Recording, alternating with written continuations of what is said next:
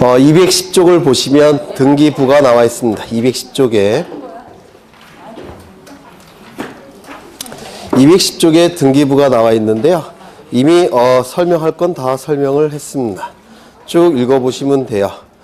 쭉 넘어가셔갖고 어디를 보시냐면 214쪽에 구분건물 등기부가 나와 있는데 이 부분은 대단히 중요합니다. 출제가 한 문제가 이루어질 거예요. 네. 집합건물 등기부 예전에 설명드린 적 있습니까? 없어요? 있는 것 같은데. 아, 그런가요? 네.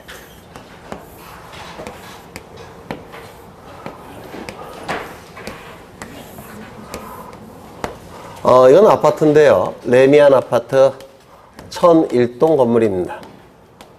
101호쯤 될 테고 202호쯤 될 테고 303호쯤 될 겁니다. 이 토지를 뭐라고 부르냐면 건물의 기초가 되는 땅이라고 해서 대지라고 부릅니다. 건물의 기초가 되는 땅 대지라고 불러요. 대자는 기초 대자입니다.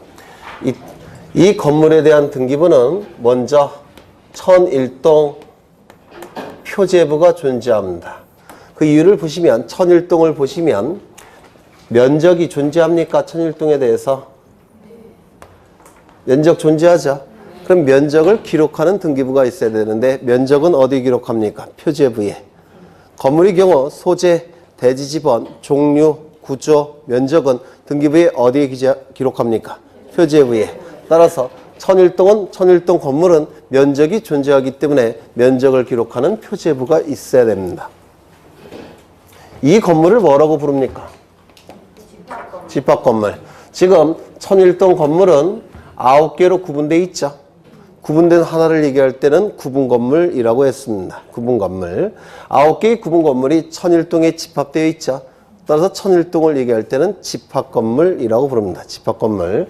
이 1001동에 대한 집합건물은 면적이 존재하니까 표제부가 존재합니다. 두 번째, 갑구 존재할 수 있습니까? 갑구는 소유권자를 기록하는 부분이죠. 그러면 1001동 전체에 대한 소유권자 존재합니까? 1001동 전체에 대한 소유자 없죠. 따라서 갑구는 존재할 수가 없습니다.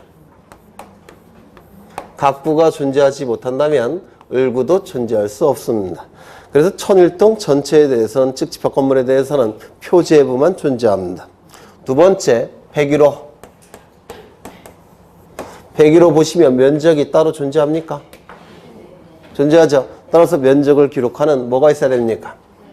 표제부가 존재합니다. 101호에 소유권자 별도로 있습니까? 네. 있죠. 소유권자를 기록하는 갑구도 존재해야 됩니다. 101호 소유자가 은행에 저당 잡히고 돈 빌릴 수 있습니까? 네. 따라서 소유권 이외의 권리를 기록해야 될 을구도 존재합니다. 따라서 101호는 표제부, 갑구, 을구가 다 존재합니다. 그렇죠. 102호는요. 102호. 면적이 따로 존재합니까? 네. 따라서 표제부 존재하고. 소유자 따로 있습니까? 네. 있겠죠. 저당권 설정할 수 있습니까? 네. 있겠죠. 103호. 표제부 존재할 테고 갑구, 을구 다 존재할 겁니다. 쭉 가서 302호는 어떨까요? 표제부 있겠습니까? 네. 면적이 존재하겠죠. 면적을 기록하는 표제부 있을 겁니다. 소유권자 따로 있습니까? 네. 있을 겁니다. 을구도 존재할 겁니다. 303호는요. 표제부 존재할 테고 갑구 존재할 테고 을구도 존재할 겁니다. 이 등기부를 1001동 등기부라고 불러요. 즉 집합건물 등기부라고 부릅니다. 이 등기부는 집합건물 등기부예요. 그럼 이 집합건물 등기부는 표제부, 갑구, 을구 세 부분만 구성되어 있습니까? 아니죠. 특이하죠. 1001동 전체에 대한 표제부가 있고 101호부터 303호까지 전부 다 표제부, 갑구, 을구가 따로 존재합니다. 그렇죠. 이게 바로 1001동 등기부입니다. 집합건물 등기부라고 부릅니다. 그러면 303호 등기부 이거 맞습니까? 303호. 이거 맞아요? 안 맞아요? 맞죠? 303호를 뭐라고 부릅니까? 구분건물. 따라서 이 등기부는 구분건물 등기부입니다. 그래서 집합건물 등기부도 이거고 구분건물 등기부도 이겁니다. 그래서 혼용해서 써요. 집합건물 등기부, 구분건물 등기부 혼용해서 씁니다. 특이하죠? 하나 더 기억하셔야 될 게 이 등기부는 표제부만큼은 반드시 동시에 작성이 돼야 됩니다. 표제부만큼은 반드시 동시에 작성이 돼요. 이 등기부는 보전 등기에 의해서 등기부가 만들어집니다. 보전 등기 나중에 할 거예요. 보전 등기에 의해서 등기부가 만들어지는데 이 보전 등기 신청할 때 표제부만큼은 반드시 동시에 신청이 돼야 됩니다. 그래서 동시에 만들어져야 됩니다. 꼭 기억하셔야 돼요. 표제부만큼은 반드시 동시에 작성이 돼야 됩니다. 또한 이 표제부는 상단부, 하단부로 나눠져 있습니다. 상단부, 하단부로 나눠져 있습니다. 상단부에는 건물에 관한 내용이 기록이 되고 하단부에는 토지에 관한 내용이 기록이 됩니다. 이건 분명히 건물 등기부죠. 토지 등기부가 아니라 건물 등기부입니다. 그러면 토지도 별개의 부동산이니까 등기부 따로 있겠습니까? 표제부 따로 있을 테고 갑구 따로 있을 테고 을구도 따로 있을 겁니다. 토지도 별개의 부동산이니까 표제부, 갑구, 을구 따로 있을 겁니다. 건물 등기부 따로, 토지 등기부 따로. 맞습니까? 그런데 이 집합건물 등기부에서만큼은 특이하게 건물 등기부와 토지 등기부가 합쳐지는 현상이 나타납니다. 무슨 얘기냐면 이 집합건물 등기부 표제부는 이거라고 그랬죠. 전부 다 상단부, 하단부로 나눠지고 상단부에는 건물에 관한 내용이 기록이 되고 하단부에는 토지에 관한 내용이 기록이 됩니다. 그렇다면 303호를 예를 든다면 이 부분은 뭐에 대한 등기부일까요? 303호 표제부, 갑구, 을구. 맞습니까? 그렇죠. 이 부분은 어떨까요?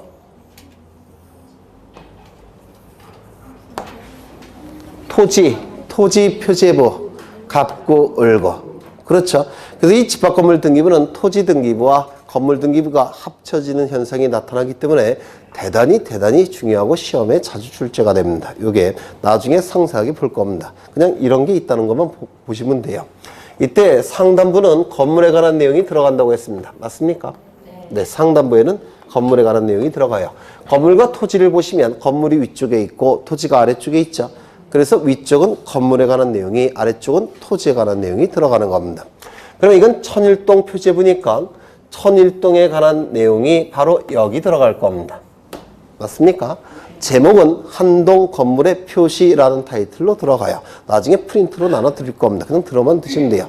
상단부에는 한동 건물의 표시.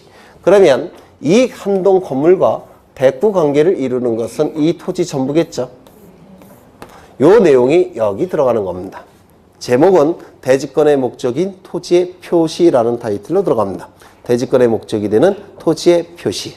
그 다음에 303호를 보시면 303호. 요 303호에 관한 내용이 여기 들어가는 겁니다. 위쪽에. 제목은 전유 부분인 건물의 표시라는 타이틀로 들어갑니다. 전유 부분인 건물의 표시. 그러면 이것과 대구가 이루는 것은 요건데요. 이걸 대지사용권이라고 불러요. 나중에 민법과 등기법에서 하실 겁니다. 이것과 대구가 되는 것은 이 부분인데 이게 여기 들어갑니다. 제목은 대지권의 표시라는 타이틀로 들어가게 돼요. 좀 어려운 거 하고 있는 겁니다. 이게 대지권의 표시. 다시요. 여기는 한동 건물의 표시. 여기는 대지권의 목적인 토지의 표시. 여기는 전유 부분인 건물의 표시. 여기는 대지권의 표시. 그럼 전유 부분이라는 용어가 나오는데요. 이 전유 부분이라는 용어와 구분 건물이라는 용어는 같은 뜻일까요? 다른 뜻일까요? 우리 책에는 이걸 같은 뜻으로 책이 쓰여져 있는데 이거 같은 뜻일까요? 다른 뜻일까요? 네? 구분 건물은 뭐였습니까? 천일동 건물이 9개로 구분되었을 때 그 하나를 구분 건물이라고 얘기했습니다. 맞습니까? 전유 부분은 한 사람의 소유자가 전적으로 소유하는 부분이란 뜻이에요. 전적으로 소유하는 부분. 이걸 전유 부분이라고 얘기합니다. 그러면 전유 부분과 구분 건물은 어떠한 차이가 있느냐면 이 건물을 보시면 공용 부분이 있죠. 공용 부분은 전유 부분 안에 들어갈까요? 안 들어갈까요? 예를 들어서 복도, 계단, 엘리베이터 이런 것들은 전유 부분에 들어갈까요? 안 들어갈까요? 안 들어가죠. 공용 부분은 공동으로 사용하는 부분을 얘기합니다. 그럼 이 구분 건물은 이 구분 건물은 공용 부분이 포함된 개념이고요. 전유 부분은 공용 부분이 제외된 개념이에요. 예를 들어서 현관문 열고 안에 들어가면 그때는 전유 부분. 현관문 열기 전에 복도까지 포함되면 구분 건물. 이거 이해가 되십니까? 복도까지 포함되면 구분 건물. 복도를 제외하고 현관문 열고 안에 들어가면 전유 부분 이렇게 얘기를 합니다.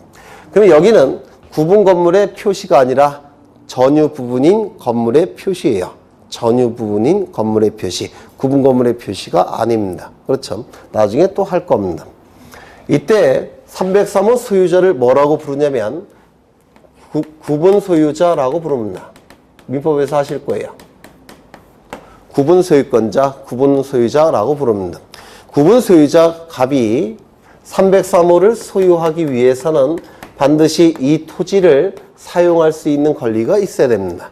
이를 대지 사용권이라고 불러요. 다시요. 구분 소유자가 구분 건물을 소유하기 위해서는 대지를 사용할 수 있는 권리가 있어야 되는데 이를 대지 사용권이라고 부릅니다. 이 대지 사용권은 303호 소유자만 갖고 있을까요? 아니면 101호 소유자, 102호 소유자 전부 갖고 있을까요? 전부 다 갖고 있겠죠. 그래서 이 대지 사용권은 101호 소유자부터 303호 소유자가 다 같이 갖고 있기 때문에 비율로 존재합니다. 비율로. 그렇죠. 그 비율을 결정하는 방법은 이 전유 부분의 면적 비율로 결정이 되는 겁니다. 전유 부분의 면적 비율로 이게 결정이 돼요. 그러면 이 전유 부분의 면적 비율이 면적이 다 똑같다면, 전유 부분 면적이 다 똑같다면 갑이 가지고 있는 이 대지 사용권은 이 토지에 대한 권리 중에서 몇 분지 몇이겠습니까? 9분지 1이 될 겁니다. 맞습니까? 9분지 1을 갑이 가지고 있을 겁니다. 다시요. 구분 소유권자가 구분 건물을 소유하기 위해서는 대지를 사용할 수 있는 권리가 있어야 됩니다. 왜냐하면 이 건물은 토지 위에 존재하기 때문에 그렇습니다. 토지 위에 존재하는 게 바로 건물이기 때문에 구분 건물을 소유하기 위해서는 대지 사용권이 존재해야 됩니다. 이 대지 사용권은 구분 건물의 면적 비율로 결정되는 것이 아니라 전유 부분의 면적 비율로 결정이 됩니다. 이런 거 다 출제가 되는 겁니다. 전유 부분 면적 비율로 결정이 됩니다. 전유 부분의 면적이 101호부터 303호까지 똑같다면 그 구분 소유권자는 9분지 1씩 갖게 될 겁니다. 맞습니까? 그래서 비율로서 존재합니다. 그러면 이 대지를 사용할 수 있는 권리는 뭐가 있느냐면 사용권이 있는 권리는 다 대지 사용권이 될 수가 있어요. 사용권이 있는 권리 뭐가 있습니까? 소유권, 토지 소유권. 토지 소유권은 세 가지 권능으로 구성되어 있죠. 뭡니까? 사용 권능, 수익 권능, 처분 권능. 그렇죠. 또 뭐가 있겠습니까? 지상권. 지상권도 용유물권이죠. 사용 권능, 수익 권능으로 구성되어 있죠. 지상권. 지역권. 전세권. 임차권. 그런데 지역권은 나중에 민법에서 하시겠지만 두 토지 간의 이용관계를 조절하는 권리가 지역권이에요. 두 토지 간의 이용관계를 조절하는 권리가 지역권이라는 권리인데 여기는 두 토지가 나와 있습니까? 안 나왔죠? 따라서 이건 빠집니다. 그래서 대지를 사용할 수 있는 권리는 바로 소유권, 지상권, 전세권, 임차권만 대지 사용권이 될 수가 있습니다. 이거 이해가 되십니까? 그렇죠. 누가 갖고 있다고요? 101호 소유자부터 303호 소유자가 가지게 됩니다. 그 권리를 뭐라고 얘기한다고요? 대지 사용권. 그렇죠. 그러면 이 대지 사용권은 303호 대부를 이루겠죠. 이게 어디에 기록이 된다고요? 303호 표제부 하단부에 기록이 됩니다. 그런데 여기에 기록이 되면 어떻게 기록이 되냐면 대지 사용권이 소유권일 때 소유권 9분의 1 이렇게 기록이 될 겁니다. 9분의 1. 그러면 여기에 기록이 되면 이제 대지사용권이라는 이름은 버립니다. 그리고 대지권이라는 이름으로 바뀝니다. 여기에 기록이 되면 대지권, 여기에 기록되지 않고 여기에 기록되어 있다고 한다면 대지사용권 이렇게 얘기를 해요. 다시요. 토지 등기부에 기록이 되면 대지사용권, 건물 등기부 하단부에 기록이 되면 대지권이라는 이름으로 바뀝니다. 이걸 혼용해서 쓰는데요. 정확하게는 이렇게 구분하는 게 맞습니다. 뭐 나중에 다시 또 할 거예요. 네. 다시요. 여기는 뭐가 들어간다고요? 한동 건물의 표시. 여기는 그러면 이 토지는 대지권의 객체가 되는 토지죠. 맞습니까? 여기에 기록이 되면 대지권이라는 이름으로 다 바뀐다고 했죠. 그러면 이 토지는 대지권의 객체가 되는 토지들이죠. 따라서 여기다가는 대지권의 목적이 되는, 대지권의 객체가 되는 토지의 표시라는 타이틀로 기록이 됩니다. 그 다음에 여기는 101호, 즉 전유부분 건물의 표시, 전유부분 건물의 표시, 전유부분 건물의 표시, 전유부분 건물의 표시, 전유부분 건물의 표시. 구분 건물의 표시가 아닙니다. 전유부분 건물의 표시예요. 그렇다면 이 전유부분의 건물의 표시가 들어간다면 이 안에는 공용 부분이 기록될까요? 안 될까요? 안 되겠죠. 이거 다 출제가 되는 겁니다. 만약에 여기에 구분 건물의 표시, 구분 건물의 표시, 구분 건물의 표시, 구분 건물의 표시라고 되어 있다면 공용 부분이 이 안에 들어가겠죠. 하지만 구분 건물의 표시가 아니라 전유 부분인 건물의 표시니까 이 안에는 공용 부분에 대한 면적이 들어갈 여지가 없습니다. 맞습니까? 그 다음에 하단부는 토지에 대한 내용이 들어간다고 그랬죠. 그 토지에 대한 권리가 뭐라고 했습니까? 대지권. 저기에 기록되면 대지사용권, 여기에 기록되면 대지권. 따라서 대지권의 표시, 대지권의 표시, 대지권의 표시, 대지권의 표시 이렇게 기록이 됩니다. 구체적인 내용은 나중에 또 할 거예요. 처음부터 많이 하면 여러분들 화날 것 같으니까 네. 이 정도 보시면 될 것 같아요. 네. 이 전체가 뭐라고요? 한 개의 등기부입니다. 조금 더 들어가 볼까요? 이 건물은 아니 구체적인 내용은 안 하겠지만 상식적으로 판단할 수 있는 것은 좀 확인하겠다는 겁니다. 상식적으로 판단할 수 있는 건 이 전체가 하나의 등기부죠. 맞습니까? 등기부 몇 개 있습니까? 하나. 법적인 건물은 몇 개 있습니까? 9개. 그러면 아까 1부동산 1등기기록의 원칙 아까 제가 판사한 적이 있는데 이게 무슨 뜻입니까? 부동산 한 개마다 등기부는 하나만 있어야 된다는 원칙이에요.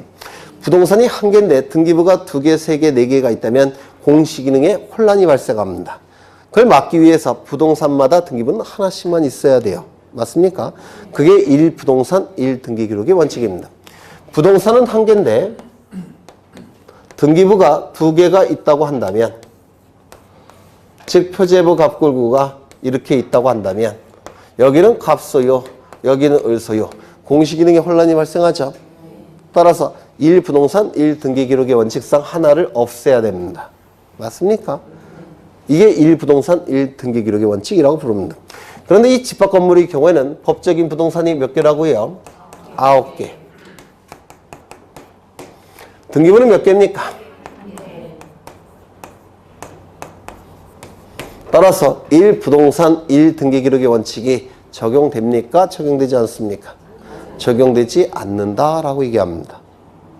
집합 건물에서는 1부동산 1등기기록의 원칙이 적용되지 않습니다. 하나 더. 지금 303호 소유자는 갑입니다. 을과 매매계약을 체결하고자 합니다. 그러면 을은 매매계약을 체결할 때 등기부 확인해 봐야 되겠죠. 등기부를 확인하는 방법은 2가지가 있는데요. 첫 번째, 등기기록을 열람하는 방법이 있고요. 등기사항 증명서를 발급받는 방법이 있습니다. 이따가 보실 거예요. 열자는 눈으로 본다 열자고요. 람자도 눈으로 본다 람자입니다. 눈으로 확인하는 걸 열람이라고 부릅니다. 등기사항 증명서 발급, 옛날에 등기부 등초본이라는 거 들어보신 적 있습니까? 그걸 얘기하는 겁니다. 이 2가지 방법을 통해서 등기 기록을 확인해야 되는데 이 을은 등기기록 확인할 때 이거 전체를 확인할 필요가 있겠습니까? 없겠습니까? 네? 없죠. 을이 확인할 필요가 있는 부분은 어느 부분일까요? 이거 확인해야 되겠죠. 그렇죠. 그 다음에 여기에는 공용 부분이 나옵니까? 안 나옵니까?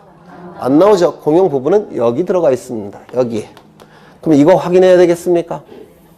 이거 확인해야 될 겁니다. 맞습니까?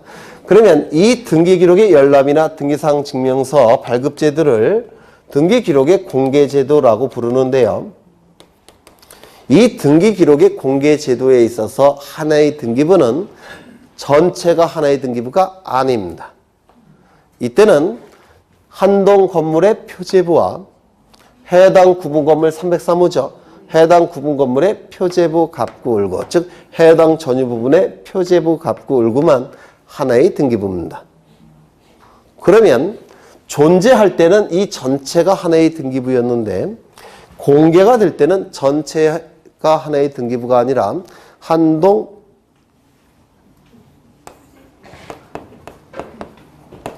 한동 전체에 대한 표제부와 해당 구분 건물에 대한 표제부, 갑구, 을구만 하나의 등기부입니다.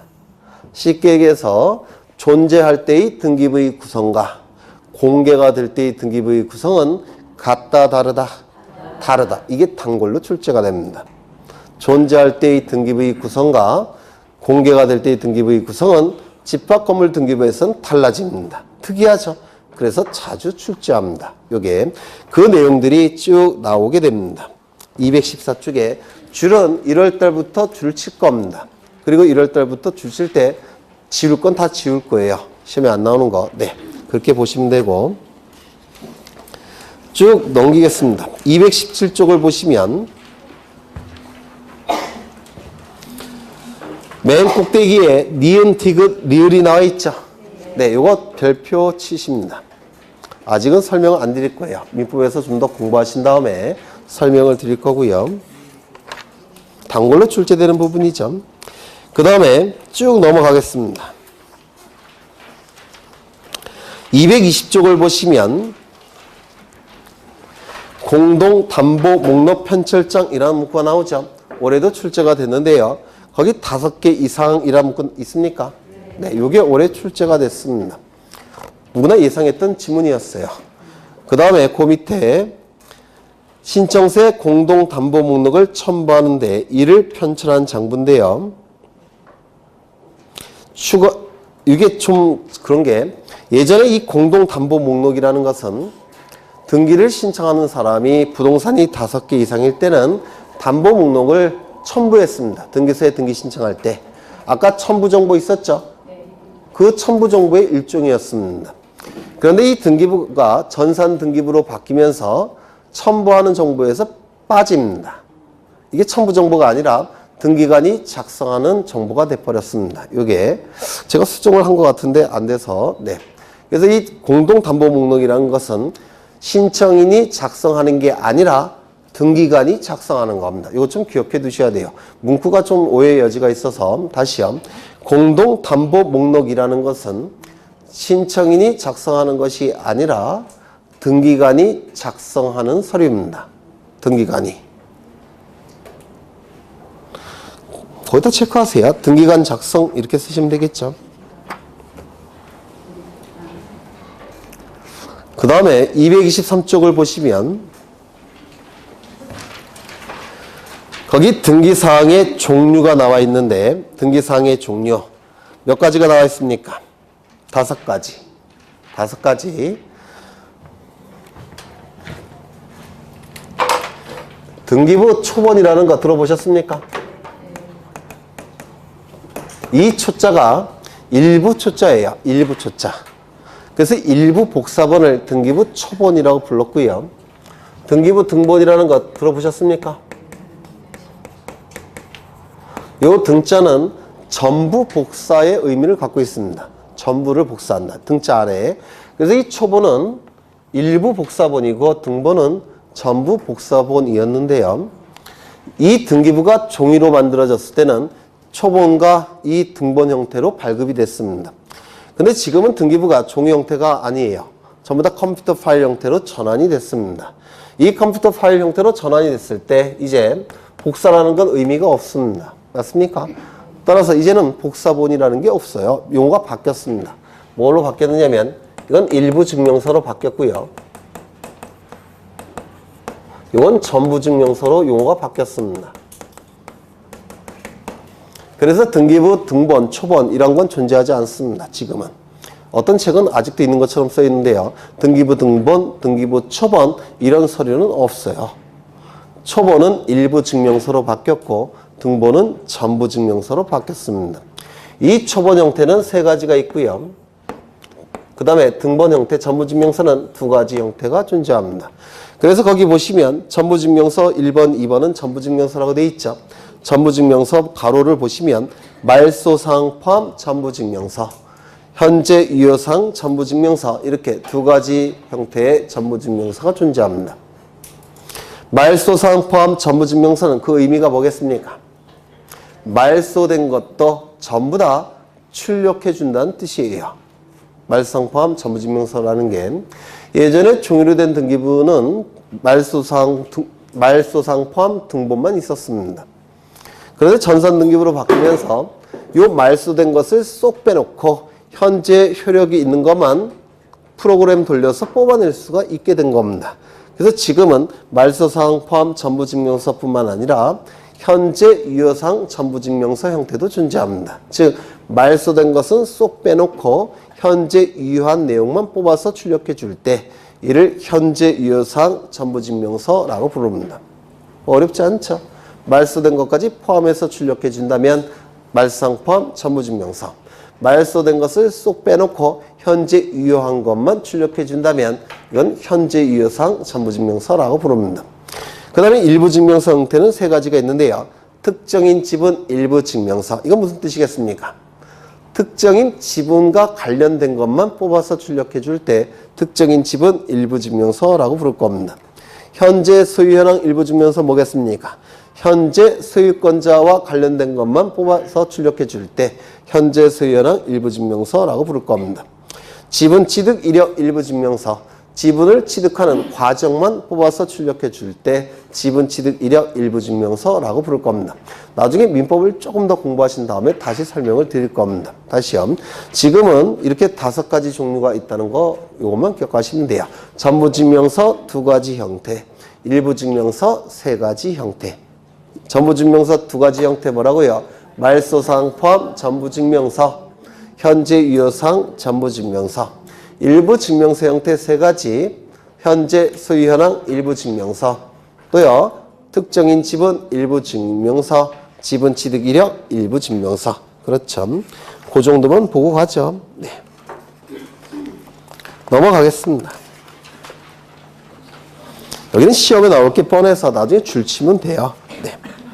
이제 어디를 볼 거냐면 231쪽을 보십니다.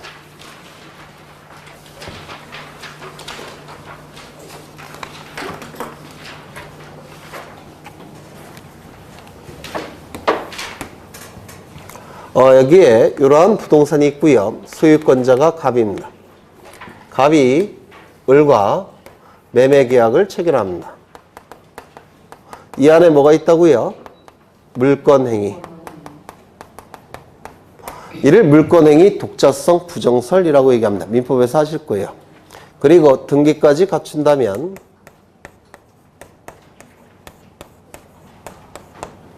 갑이 가진 소유권은 을의 소유권으로 변동이 될 겁니다. 우리 민법 몇 조라고요? 186조. 그렇죠. 그러면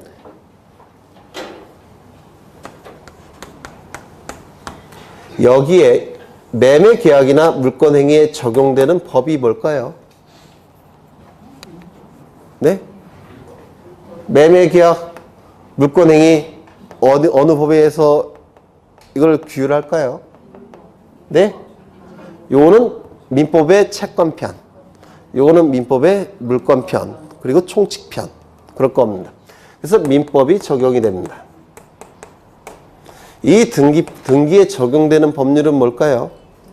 네, 부동산 등기법. 이 물권 변동에 적용되는 법률은 뭘까요? 민법의 물권편. 그렇죠. 민법. 그래서 갑과 을이 매매계약을 체결할 때 그리고 등기까지 넘겨줄 때는 민법과 등기법이 적용이 되는 겁니다. 민법이 2개, 등기법 1개. 그렇죠. 그래서 이 등기법은 민법을 실현시키는 법률, 민법의 보조 법률이라고 불러요. 그래서 법의 위치가 이게 중요한 법이고 이거는 좀 덜 중요한 법이에요. 물론 강사도 그래요. 민법 강사는 훌륭하신 분들, 등기법 강사들은 좀 떨어진 사람들, 네, 그래요. 그러면 민법에서 가장 중요한 원칙이 있는데요. 뭘까요? 신의칙이라는 거 들어보셨습니까? 들어보셨어요? 신의칙. 제가 대학 다닐 때는 신의칙이 민법에서 가장 중요한 원칙으로 봤습니다. 제가 대학 다닐 때니까 한 10년쯤 전쯤 되겠죠? 네. 근데 지금은 신의칙이 가장 중요하다고 하지 않습니다. 민법에서 가장 중요한 원칙은 사적 자치의 원칙이라는 게 있습니다.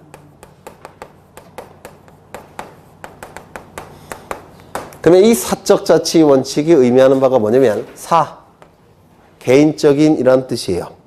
그래서 사적인 법률 문제는, 개인적인 법률 문제는 당사자들이, 여기서 갑과 을을 당사자라고 부릅니다. 민법에서 당사자. 사적인 법률 문제는 당사자 갑과 을이 스스로 자짜입니다. 알아서 처리해야 된다는 원칙. 이게 사적 자치 원칙이에요. 쉽게 얘기해서 갑과 을이 법률 문제를 당사자가 스스로 해결하는 것이지 국가는 개입하지 말라는 겁니다. 국가는 개입하지 말고 우리끼리 알아서 처리하겠다는 겁니다. 이게 사적자치 원칙이라는 겁니다. 이 사적자치 원칙은 민법에서 가장 중요한 원칙이에요. 현재 학계에서. 그럼 이 민법상의 사적자치 원칙은 우리 등기법에서도 지켜져야 될까요? 지켜질 필요가 없을까요? 당연히 지켜져야 됩니다. 이는요, 등기법은 민법의 보조법률에 불과하니까 민법상의 이 원칙은 우리 등기법에서도 당연히 관철돼야 됩니다. 근데 우리 등기법에서도 이 사적자치 원칙이 관철되고 있는데요. 용어는 다른 용어를 씁니다. 어떤 용어를 쓰냐면 신청주의라는 용어로 씁니다. 사적자치 원칙은 법률 문제는 갑과 을이 알아서 처리하는 것이지 국가는 개입하지 말라는 겁니다. 쉽게 얘기해서 갑이 이 부동산을 팔고 싶을 때 파는 것이고 을이 사고 싶을 때 사는 것이고 대금도 갑과 을이 알아서 결정하는 것이지 국가는 개입하지 말라는 겁니다. 이게 바로 사적자치 원칙이에요. 이 사적자치 원칙이 신청주의라는 것으로 우리 등기법에는 나타납니다. 신청주의라는 건 뭐냐면 갑과 을이 등기 신청이 있을 때만 등기소는 등기를 해줄 수 있는 것이지 갑과 을이 등기 신청이 없는데도 불구하고 국가기관인 등기소가 알아서 등기를 할 수는 없다는 겁니다. 이게 신청주의예요. 신청이 있을 때 등기가 이루어지는 것이지 신청이 없다고 한다면 등기소가 관여하지 말라는 겁니다. 알아서 등기할 수는 없다는 겁니다. 이게 신청주의라는 겁니다. 그래서 민법상의 사적자치 원칙이 우리 등기법에서는 신청주의라는 원칙으로 나타납니다. 이거 이해가 되십니까? 네. 이 신청주의도 원칙은 임의 신청이 원칙입니다. 그런 임의 신청의 의미는 뭐냐면 민법에서 임의 규정, 임의 법규 들어본 적 있습니까? 그러면 임의 규정, 임의 법규는 그 의미가 뭡니까? 네? 임의 규정은 그 뜻이 뭐예요? 네. 요 임자는 맡길 임자예요. 의자는 뜻의자. 즉, 지킬지 말지를 당사자의 뜻에 맡겨놓은 규정. 그러면 지켜도 그만, 안 지켜도 그만이라는 겁니다. 이게 임의 규정, 임의 법규라고 불러요. 강행 규정은 무슨 뜻입니까? 강제적으로 행동할 것을 요구하는 규정, 강행 규정. 그러면 임의 신청은 무슨 뜻이겠습니까? 등기를 신청할지 말지를 당사자의 뜻에 맡겨놓은 신청. 이게 임의 신청이라는 겁니다. 그래서 갑과 을이 매매 계약을 체결했고 등기를 신청할지 말지는 갑과 을이 알아서 결정하겠다는 겁니다. 국가기관인 등기소는 등기 신청하라고 강요할 수 없다는 겁니다. 이게 임의 신청이에요. 이거 이해가 되십니까? 그렇죠. 따라서 이 임의 신청이 원칙입니다. 등기를 신청하고 싶을 때 신청하는 것이지 등기소는 등기 신청하라고 강요할 수는 없다는 겁니다. 이게 임의 신청입니다. 이게 원칙입니다. 그런데 예외적으로 등기를 신청해야 되는 의무가 부과되는 경우가 있습니다. 예외적으로. 이 등기 신청 의무를 부과하는 법률이 세 가지가 있는데요. 첫 번째, 부동산 등기법에서 표제부 등기는 사유 발생일로부터 1월 이내에 등기를 신청해야 됩니다. 표제부 등기는. 예를 들어서 행정구역이 바뀌면 소재지 바뀌죠. 맞습니까? 지번이 바뀌는 경우도 있겠죠. 또 증축한 다음에 면적이 바뀔 수도 있겠죠. 그러면 표제부의 내용도 바꿔줘야 되겠죠. 그 표제부 변경 등기를 신청해야 될 겁니다. 그거는 사유 발생일로부터 변경 등기를 1월 이내에 신청해야 됩니다. 표제부 등기에는 신청 의무가 부과되어 있습니다. 어느 법에서? 등기법에서. 두 번째, 부동산 등기 특별조치법이라는 법이 있습니다. 부동산 등기 특별조치법에서 소유권 보전 등기와 소유권 이전 등기의 경우 일정한 경우에는 60일 이내에 이 등기를 신청해야 됩니다. 60일 이내에. 나중에 다시 할 거예요. 좀 어렵습니다. 세 번째, 부동산 실권리자 명의등기에 관한 법률 들어보신 적 있습니까? 물론 없겠죠. 그럼 명의신탁이라는 거 들어보신 적 있습니까? 명의신탁을 규율하는 법이 부동산 실권리자 명의등기에 관한 법률이라는 겁니다. 이 부실법이라고도 부르는데요. 이 부실법은 민법에서 공부를 하실 겁니다. 민사특별법 들어보신 적 있죠? 그 하나입니다. 민사특별법 중에 하나예요. 그래서 민법에서 공부할 겁니다. 여기서도 등기신청 의무를 부과합니다.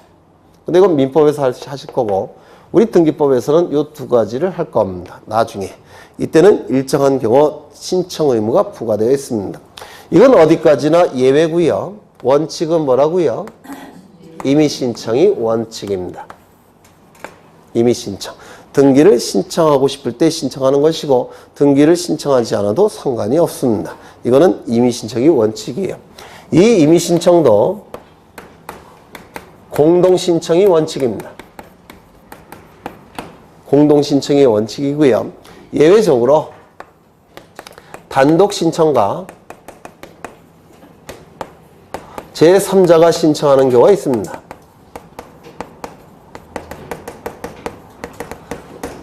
이렇게 둘로 나눠져요. 셋으로. 공동 신청이 원칙이고 예외적으로 단독 신청, 제3자에 의한 등기 신청이 존재합니다. 올해도 출제가 됐어요. 그러면 공동 신청이 뭔지를 이제 확인할 텐데요. 여기 부동산이 있고 소유권자가 갑입니다. 갑이 을과 매매 계약을 체결합니다. 이 안에 뭐가 있다고요? 물권행위. 그리고 소유권 이전 등기까지 이루어지면 갑이 가진 소유권은 을의 소유권으로 변동이 된다라고 우리 민법 제186조에 규정되어 있습니다. 그렇죠? 이때 매매 계약이 체결되면 갑에게는 소유권 이전 등기를 해줄 의무가 발생합니다. 그렇죠? 을에게는요, 소유권 이전 등기를 청구할 수 있는 권리가 발생을 합니다. 그리고 갑은 매매 대금을 받을 수 있는 권리가 있겠죠. 매매 대금 지급 청구권, 매매 대금 지급 의무도 발생할 겁니다. 하지만 매매 대금은 등기와는 직접적 관련이 없으니까 제가 안 쓰는 겁니다. 이 등기 의무와 이 등기 청구권을 규율하는 법은 무슨 법이라고 했습니까? 등기법. 네? 등기법. 네? 이건 등기법이 아니고요. 네. 청구권, 의무. 민법에서 규율합니다. 민법을 실체법이라고 불러요. 아까 법의 실체는 뭐라고요? 권리와 의무. 권리와 의무를 규율하는 법이 뭐라고요? 민법. 민법입니다. 그 다음에 이 등기까지 이루어지게 되면 요 갑은 소유권을 상실할 겁니다. 맞습니까? 소유권을 상실하게 되면 등기만 놓고 볼 때 갑은 불이익이 발생합니다. 등기만 놓고 볼 때. 그리고 을은 소유권 취득하겠죠. 소유권을 취득하니까 등기만 놓고 볼 때 이익이 발생합니다. 여기서 등기만 놓고 본다는 얘기는 무엇을 의미하느냐면 다른 건 고려하지 않고 등기만 보고서 형식적으로 판단하는 겁니다. 그러면 형식적이라는 문구와 반대의 의미는 뭐겠습니까? 실질이겠죠. 그러면 실질적으로 갑과 을을 판단을 해보면 이익 불이익 여부를 판단할 수 있을까요? 없을까요? 실질을 고려한다면. 왜요? 네? 얘는 소유권을 상실하지만 을로부터 뭘 받습니까? 대금을. 이 을은 소유권을 취득하지만 을에게 뭘 지불합니까? 대금을. 따라서 전체를 놓고 실질적으로 판단한다면 이익 불이익 여부를 판단할 수가 없습니다. 하지만 대금이 오고 가는 것은 민법에서 판단하는 영역이지 등기법에서 판단하는 영역이 아닙니다. 우리 등기법에서는 등기만 놓고 형식적으로 판단한다 라고 얘기합니다. 대금은 고려하지 않겠다는 겁니다. 대금을 고려하지 않으니까 이익 불이익 여부를 판단할 수 있습니까? 대금을 고려하지 않는다면 있겠죠? 네. 대금을 고려하지 않으니까 이익 불이익 여부를 판단할 수가 있습니다. 대금을 고려한다면 갑도 쌤쌤, 을도 쌤쌤입니다. 하지만 대금은 고려하지 않아요. 그건 민법에서 다른 영역이니까. 그래서 등기만 놓고 이익 불이익 여부를 판단할 수가 있습니다. 우리 등기법에서는 등기를 규율하는 법은 무슨 법입니까? 부동산 등기법이죠. 등기법을 뭐라고 부릅니까? 절차법 이렇게 부를 겁니다. 그러면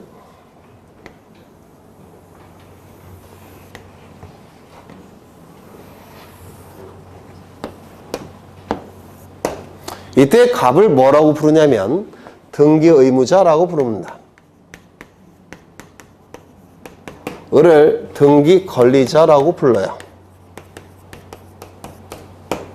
등기의무자, 등기권리자. 이때 갑은 실체법상 등기의무자라고 부릅니다. 그러면 실체법상 등기의무자라 하면 어떠한 자를 실체법상 등기의무자로 부르겠습니까? 등기의무를 가진 자. 그 자를 실체법상 등기의무자라고 부릅니다. 그러면 실체법상 등기권리자는 어떠한 자를 실체법상 등기권리자라고 부르겠습니까? 등기 청구권을 가진 자. 그 자를 실체법상 등기권리자라 부릅니다. 그러면 절차법상 등기의무자는 어떠한 자를 절차법상 등기의무자로 부르겠습니까? 등기가 이루어짐으로 인해서 권리를 상실하여 불이익이 발생하는 자를 등기법상, 절차법상 등기의무자라 부릅니다. 절차법상 등기권리자는 어떠한 자를 절차법상 등기권리자라고 부르겠습니까? 등기가 이루어짐으로 인해서, 즉 등기만 놓고 형식적으로 판단할 때 권리를 취득하거나 이익이 발생하는 자를 절차법상 등기권리자라고 부릅니다. 다시요. 민법상 또는 실체법상 등기의무자라 하면 등기의무를 가진 자. 민법상, 실체법상 등기권리자라 하면 등기청구권을 가진 자. 그 자를 실체법상 등기권리자라고 불러요. 등기법상, 절차법상 등기의무자는 등기가 이루어짐으로 인해서 권리를 상실하거나 이 불이익이 발생하는 자, 그 자를 절차법상 등기의무자라고 부르고요.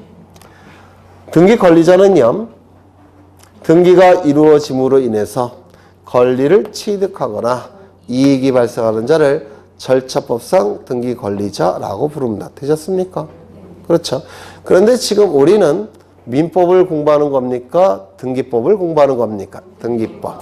그럼 우리 등기법에서의 등기의무자는 무엇을 얘기하는 겁니까? 이 자를 얘기해요. 굳이 등기법에서는 절차법상 등기의무자 이런 표현을 안 씁니다. 그냥 등기법에서의 등기의무자라고 하면 등기가 이루어짐으로 인해서 권리를 상실하거나 불이익이 발생하는 자를 그냥 우리 등기법에서는 등기의무자라고 부를 겁니다. 얘는요, 우리 등기법에서의 등기 권리자는 등기가 이루어짐으로 인해서 권리를 취득하여 이익이 발생하는 자를 우리 등기법상 등기 권리자라고 부를 텐데, 그냥 등기법상, 절차법상 이런 표현을 안 쓸 겁니다. 그냥 등기의무자, 등기 권리자는 이제 이거를 얘기하는 겁니다. 되셨나요? 보통은 이렇게 일치하죠. 일치하지 않는 경우도 있습니다. 그건 나중에 저절로 아시게 돼요. 보통 실제법상 등기 의무자, 절차법상 등기 의무자는 둘 다 갑 아닙니까? 보통은 일치합니다. 하지만 일치하지 않는 경우도 있다라고 얘기합니다. 이때 이 등기는 누가 가장 이해관계가 많을까요? 네? 이 등기를 가장 하고 싶은 사람은 누굴까요? 을이겠죠. 그래서 을이 등기소에 가서 등기를 신청하게 될 겁니다. 그러면 이 을은 나중에 양도소득세를 줄이기 위해서 대금을 조금 적은 것으로 등기부에 기록하고 싶지 않겠습니까? 아닌가? 많은 것으로. 예를 들어서 10억의 매매계약이 체결되었다는 겁니다. 그러면 나중에 전매행위를 할 때를 대비해서 15억으로 등기부에 기록할 수도 있겠죠. 맞습니까? 또는 이 을이 취득세를 조금 내기 위해서 한 5억으로 등기부에 기록하고 싶은 마음이 있을 수도 있겠죠. 따라서 을이 단독으로 등기를 신청하게 되면 등기부에 엉뚱한 내용이 기록될 여지가 있습니다. 이거 이해가 되십니까? 양도소득세를 줄이기 위해서 10억짜리를 15억에 매수했다라고 신청할 수도 있고요. 또는 취득세를 조금 내기 위해서 15억짜리를 5억으로 취득했다고 기록할 여지도 있습니다. 이걸 막기 위해서 단독으로 신청을 못하도록 합니다. 누구를 참여시키냐면 갑을 참여시킵니다. 얘가 이익이 발생한다는 얘기는 얘는 불이익이 발생한다는 얘기입니다. 맞습니까? 그래서 이 등기를 신청할 때는 을이 단독으로 신청하는 게 아니라 갑과 같이 신청을 해야 됩니다. 이를 뭐라고 얘기합니까? 공동신청이라고 불러요. 그래서 이 공동신청이 원칙인데 거짓의 내용이 등기부에 기록되는 것을 방지하기 위해서, 즉 등기의 진정성을 확보하기 위해서 등기 의무자를 등기 신청 절차에 참여시키는 것, 이를 공동신청이라고 부릅니다. 좀 외워두실 필요가 있어요. 다시요. 등기의 거짓의 내용이 기록되는 것을 막기 위해서, 즉 등기의 진정성을 확보하기 위해서 등기가 이루어짐으로 인해서 불이익이 발생하는 등기 의무자를 등기 신청 절차에 참여시키는 것, 이게 뭐라고요? 공동신청, 이렇게 얘기합니다. 좀 외워두실 필요가 있습니다. 다시요. 등기의 진정성을 확보하기 위해서 등기가 이루어짐으로 인해서 권리를 상실하여 불이익이 발생하는 등기 의무자를 등기 신청 절차에 참여시키는 것, 이를 공동신청이라고 부릅니다. 이게 원칙입니다. 공시기능을 제대로 수행하기 위해서 그렇습니다. 그런데 만약에 등기 의무자가 존재하지 않는다면, 참여시키고 싶다고 해서 참여시킬 수 있습니까? 없을 겁니다. 그렇겠죠?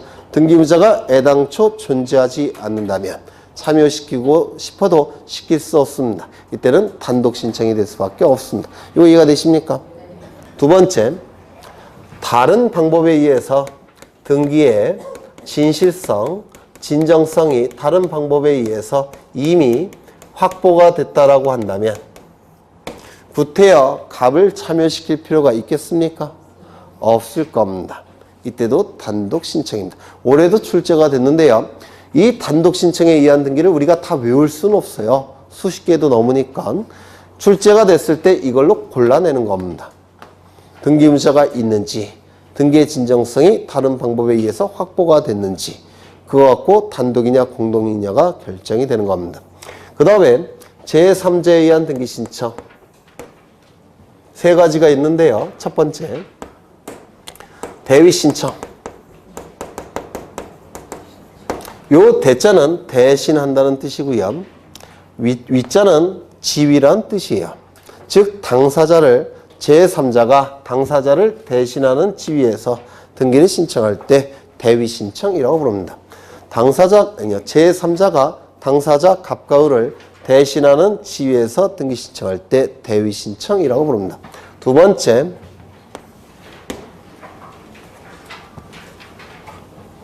포괄 승계인에 의한 등기 신청. 상속인에 의한 등기 신청. 포괄 승계인 중에서 대표 주자가 상속인이에요. 그래서 상속인에 의한 등기 신청. 세 번째, 대리 민법에서 공부하셨습니까? 아직 안 하셨죠? 대리인에 의한 등기 신청. 요 세 가지가 제3자에 의한 등기 신청이라고 불러요. 그래서 오늘 요걸 좀 확인할 겁니다. 오늘. 네. 다시 한번 정리하고 잠시 쉬겠습니다. 민법상의 사적 자치 원칙이 우리 등기법에서는 뭐로 나타난다고요? 신청주의. 즉 신청이 있을 때만 등기할 수 있다는 겁니다. 신청이 없다면 등기가 불가능합니다. 이게 원칙입니다. 그렇죠? 이 신청주의로 나타나게 되는데 신청 중에서도 임의 신청이 원칙입니다. 즉 등기 신청하고 싶을 때 신청하는 것이고 신청하기 싫을 때는 신청 안 해도 상관이 없습니다. 이게 임의 신청이에요. 임의 신청 중에서도 원칙이 뭐라고요? 공동 신청. 등기의 진정성을 확보하기 위해서 등기가 이루어짐으로 인해서 불이익이 발생하는 등기 의무자를 등기 신청 절차에 참여시키는 것. 이게 바로 공동 신청이라는 겁니다. 두 번째, 등기 의무자가 존재하지 않는다면 또는 등기의 진정성이 다른 방법에 의해서 확보가 됐다면 등기 의무자 참여시킬 필요가 없습니다. 그때는 무슨 신청? 단독 신청. 이 두 가지는 당사자가 신청하는 것이고요. 요 제3자는 당사자가 아닌 자가 신청할 때 제3자에 의한 신청이라고 부릅니다. 이런 거는 보통 강사들이 설명 안 하는데요. 제3자라는 용어가 왜 나왔겠습니까? 얘를 뭐라고 하는지 아십니까? 둘 다 당사자라고 했죠. 일방 당사자, 이방 당사자. 그 다음에 누가 나오겠습니까? 제3자. 그래서 일방 당사자, 이방 당사자를 제외한 모든 자를 제3자라고 불러요. 제3자. 그래서 제3자가 신청하는 경우 세 가지가 있습니다. 그 다음에 하나만 더 보시고 실 건데요. 이것도 예전에 한 건데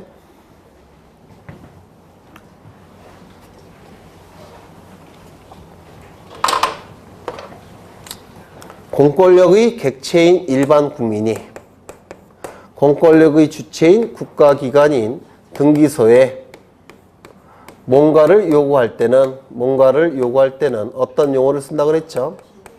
뭔가를 신청한다는 용어를 쓰는 겁니다. 등기를 요구한다면 등기 신청 이렇게 얘기를 하게 돼요. 그런데 공권력의 주체인 국가기관이 또 다른 공권력의 주체인 국가기관인 등기소에게 뭔가를 요구할 때는 신청이라는 용어를 쓸 수가 없어요. 이때는 위촉하고 부탁한다고 해서 촉탁이라는 용어를 씁니다. 그러면 등기를 요구한다는 얘기는 등기를 촉탁한다라는 용어를 쓰는 겁니다. 그래서 이거는 수직관계 또는 상하관계라고 불러요. 상하관계일 때는 신청이라는 용어를 행정법에서 쓰고 수평관계, 대등한 관계일 때는 촉탁이라는 용어를 씁니다. 그렇다면 여기서 갑과을이 국가기관이라고 한다면 등기 신청이라는 용어를 못 쓰고 등기를 촉탁한다는 용어를 쓸 겁니다. 맞습니까? 신청과 촉탁은 같은 뜻이에요. 그렇죠? 그래서 등기의 원칙적인 실현 방법은 신청이나 촉탁에 의해서 이루어지는 겁니다. 이유는 민법상의 사적 자치의 원칙 때문에 그렇습니다. 맞습니까? 아니에요. 그런 것 같은데. 네, 여기까지 보고 쉬겠습니다. 네.